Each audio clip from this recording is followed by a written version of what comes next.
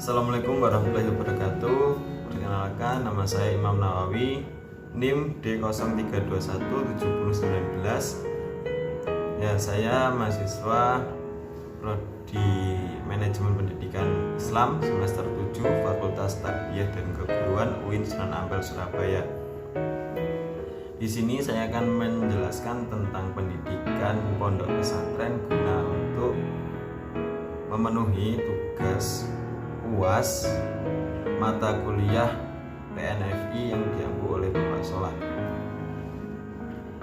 Yang pertama yaitu kita mengenal tentang pondok pesantren.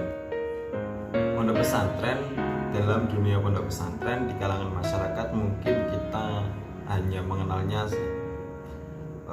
untuk pendidikan atau mengutamakan pendidikan tentang agama saja.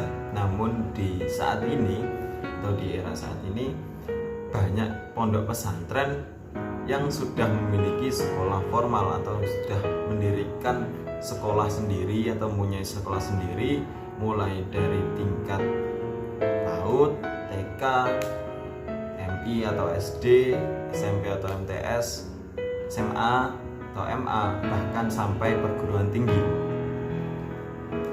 Contoh pondok-pondok yang memiliki sekolah-sekolah formal tersendiri yaitu mungkin kalau kita tahu ada Gontor, ada Nurul Jadid, ada Amanatul Ummah, seperti itu. Mereka atau di sana di pondok pesantren tersebut tidak hanya mengedepankan pendidikan tentang keagamaan saja, namun juga pendidikan formal yang dimana masyarakat banyak membutuhkan. Mereka juga mengedepankan itu. Artinya apa? Bahwasanya pendidikan agama dan juga pendidikan umum itu mampu bersinergi di dalam pondok pesantren tersebut, dan itu sekaligus mungkin sedikit menampik anggapan masyarakat bahwasanya di dalam pondok pesantren hanya mengedepankan tentang pendidikan agama saja.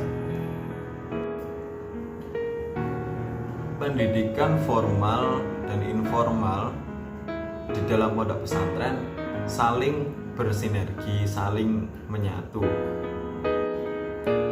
Sebenarnya tanpa kita sadari di dalam pondok pesantren tersebut adalah sebuah kemajuan dalam pendidikan yang dimana di situ antara pendidikan formal dan juga pendidikan non formal bisa saling berpadu. Sebagai seorang santri, mungkin saya juga pernah mengalami dimana mungkin mulai bangun tidur kita pagi hari sudah melakukan aktivitas layaknya santri. Namun ketika menjelang jam-jam sekolah, kita juga melakukan aktivitas sebagai murid atau siswa. Dan tak lepas dari lingkungan pondok dan juga kebiasaan atau adat yang dilakukan di pondok. Nah, hal-hal seperti itu tentunya kita sebagai mahasiswa manajemen pendidikan Islam perlu kita kembangkan lagi, perlu kita sebarluaskan. Untuk apa? Atau agar apa? Agar masyarakat tahu dan menampik juga anggapan masyarakat bahwasanya di dalam pondok pesantren hanya mengedepankan ilmu atau pendidikan agama saja.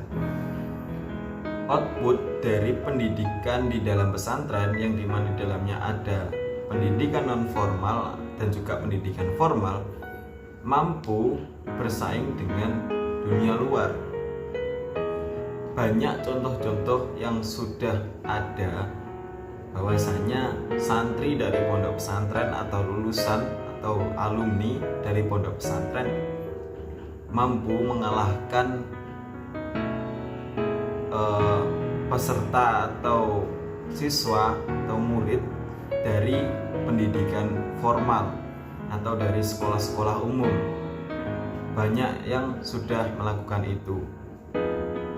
Nah, di situ pentingnya pendidikan atau manfaat dari adanya dua pendidikan, yaitu pendidikan formal dan juga non formal bersatu.